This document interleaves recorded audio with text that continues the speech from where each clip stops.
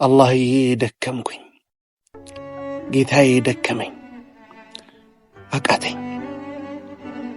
እንዲህ ያለ ከባድ ጊዜን አሳልፌ የማወቅ አይመስለኝም። ጌታዬ አሁን ያለሁበት ሁኔታ ከበደኝ፣ ልቤም ደከመ።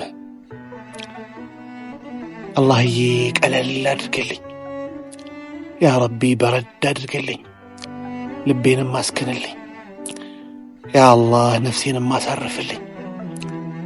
ስላለሁበት ሁኔታ ካንተ ውጪ ማንም አያውቅልኝም።